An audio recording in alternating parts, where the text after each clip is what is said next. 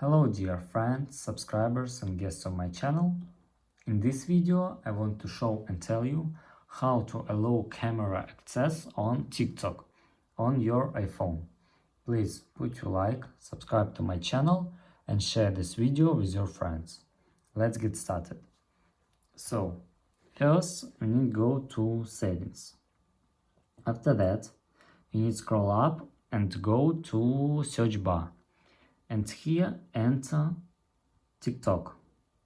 Click here, and after that you need to turn on this little settings near camera.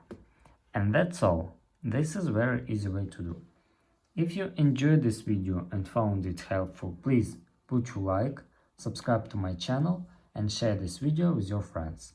Bye bye everyone. See you later.